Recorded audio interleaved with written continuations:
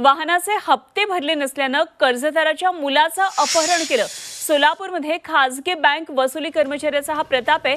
मुलाला सोडण्यासाठी 10,000ची खंडणी मागितली आणि वाहनाचे हप्ते न भरल्यानं मुलाचं अपहरण करून एका गोडाऊनमध्ये त्याला डांबून ठेवलेलं। अपहरण करणारे शकील बोंडे, इम्रान शेख, देवा जाधव या तिघांविरोधात जेल रोड पोलीस ठाण्यामध्ये आता गुन्हा दाखल केलाय। काही तरुणांनी, जे तरुण अपहरण करणारे होते, ते एका प्रायव्हेट बँकेचे वसुली एजंट आहेत असं निदर्शनास आलं आणि ज्या मुलाचं अपहरण झालेलं आहे, ज्या तरुणाचं अपहरण झालेलं आहे, तो कर्जदार म्हणजे चारचाकी वाहनासाठी कर्ज त्या बँकेने एका व्यक्तीला दिलेलं होतं। त्या व्यक्तीचा तो मुलगा आहे जो वाहन वापरत होता। त्या वाहनासह या आरोपींनी त्याला किडनॅप करून खंडणी मागितली। किडनॅप करून एका ठिकाणी डांबून ठेवून खंडणी मागितली अशा स्वरूपाचा गुन्हा दाखल करण्यात आला।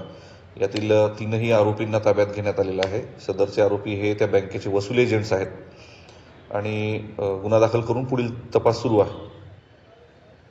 तर सोलापूरमधून पोलीस अधिकाऱ्यांची आपण ही प्रतिक्रिया पाहिली, कशा पद्धतीने हे अपहरण झालं होतं। आमचे प्रतिनिधी अभिषेक अदेप्पा आपल्याबरोबर जोडले गेलेत।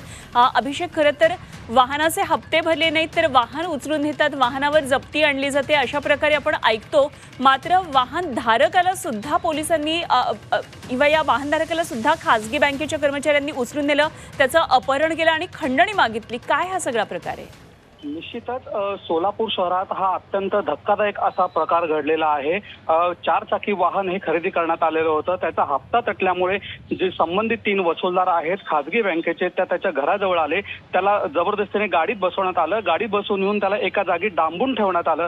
अपहरण करून पुन्हा त्याच्या घरच्यांना फोन करण्यात आला आणि 10,000 रुपयाची खंडणी देखील मागण्यात आली आहे।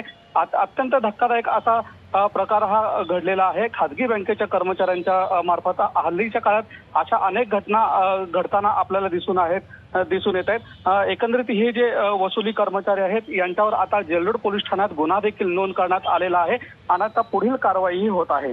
ठीक, अभिषेक, धन्यवाद दिलेल्या या सगळ्या सविस्तर तपशिलांसाठी।